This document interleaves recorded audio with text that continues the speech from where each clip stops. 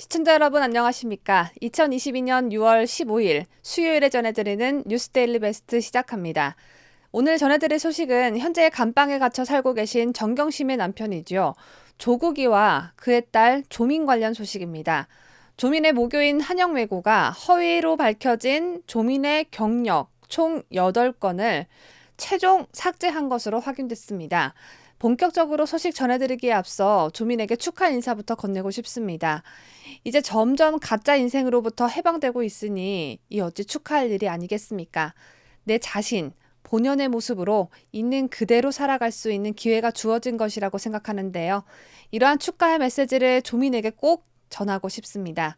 14일 황보승희 국민의힘 의원이 교육부로부터 제출받은 서면 답변에 따르면 한영외고 학업성적관리위원회는 총 4차례 심의를 열어 지난달 20일 조민의 생활기록부를 최종 정정한 것으로 알려졌습니다.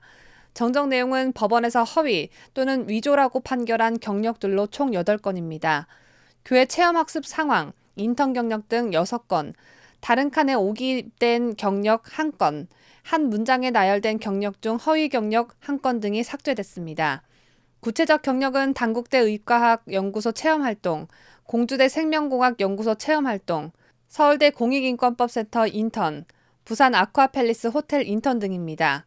작작 좀 했어야 했는데 이 대학 저 대학 심지어 호텔 인턴까지 허위 스펙을 참 가지가지로 기재하셨네요.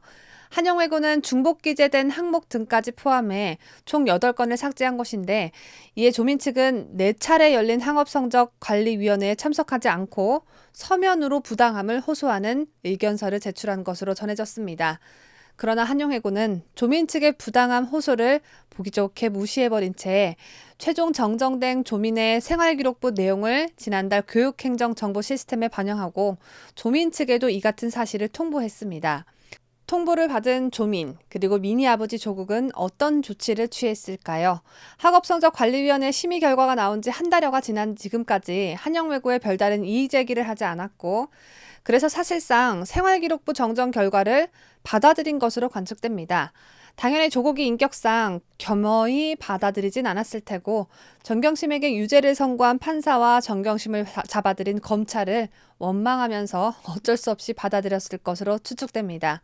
한영외고의 이번 결정으로 이른바 조민 허위 스펙 논란이 종지부를 찍은 셈이 됐다는 평가가 나오지만 저의 평가는 좀 다릅니다. 허위 경력이 삭제된 고등학교 생활기록부는 조민의 고려대와 부산대 의학전문대학원 입학 취소의 근거가 되기 때문에 관심을 모았었죠. 조민이 졸업한 부산대 의전원과 고려대는 지난 4월 각각 심의를 열고 대법원의 허위 경력 기재 판단을 근거로 이미 조민의 입학을 취소한 바 있습니다.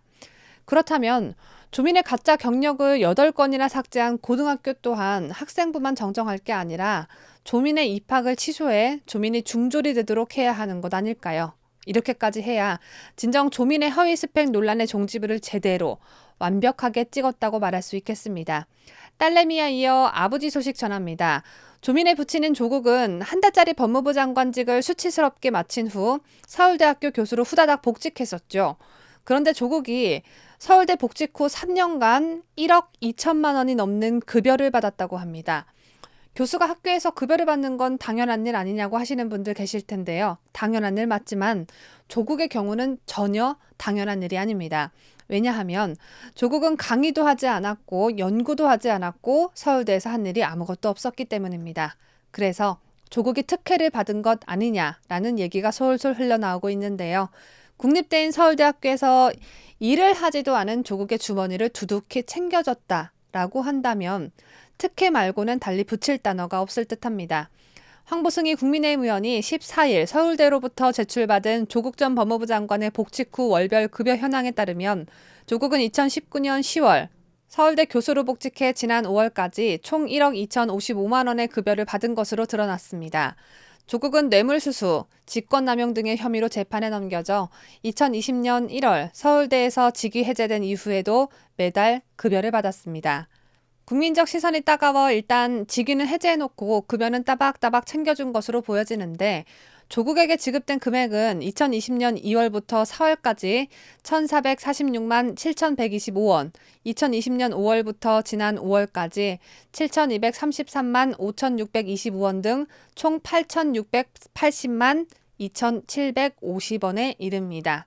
서울대학교 측에 따르면 조국과 같은 연차의 전임교원 평균 연봉은 약 1억 1,573만 원입니다.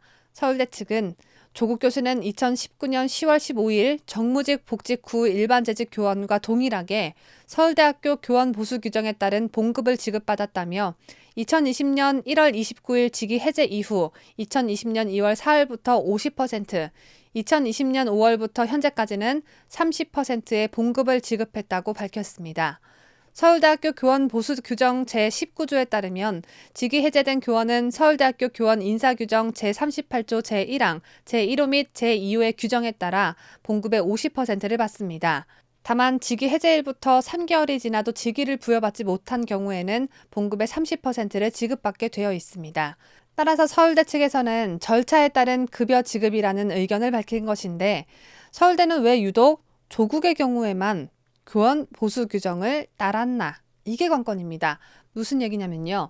서울대 다른 과 교수 A씨의 경우 대학원생 제자를 성추행한 혐의로 기소됐지만 판결이 나오기 전까진 급여를 수령받지 못했습니다. 더욱이 그 교수는 1심에서 무죄 판결을 받았습니다. 똑같이 기소된 조국은 연구조차도 한 게 없는데 급여를 받고 검찰에 기소됐지만 무죄 판결을 받은 교수는 급여를 한 푼도 받지 못하고 이래서 특혜라는 말을 안 할래야 안 할 수가 없는 겁니다. 이에 대해 황보 의원은 서울대가 다른 교수에 대해서는 재판 전 징계에 급여를 지급하지 않은 사실이 확인됐다며 조국 교수만 3년 이상 징계하지 않으면서 급여를 지급한 배경이 무엇인지 밝혀야 할 것이라고 말했습니다. 조국은 2020년 1월 뇌물수수와 직권남용 등 혐의로 재판에 넘겨졌습니다. 딸 조민의 장학금과 관련한 청탁금지법 위반 혐의가 적용돼 뇌물수수 혐의를 받고 있는데요. 이와는 별개로 문재인의 청와대 민정수석 재직 시절 유재수 전 부산시 부시장을 대상으로 한 청와대 감찰을 중단시켰다는 박형철 전 청와대 반부패 비서관의 진술을 근거로 직권남용 혐의도 받고 있습니다. 윤석열 정부가 들어선 후 얼마 전 교육부는 조국에 대한 학내 징계 절차를 미뤘다는 이유로 오세정 서울대 총장의 징계를 요구한 바 있지요. 교육부의 서울대 총장 징계 요구는 2011년 법인화 이후 처음 있는 일인데 이런 일이 처음 생길 만도 하다라는 생각이 자연스레 듭니다. 조국의 징계 절차를 미룬 것도 모자라 3년 동안 1억 2천만 원을 챙겨줬으니 말입니다. 제가 준비한 소식은 여기까지입니다. 저는 또 새로운 소식을 들고 여러분을 다시 찾아뵙겠습니다. 끝까지 시청해주신 여러분 대단히 고맙습니다.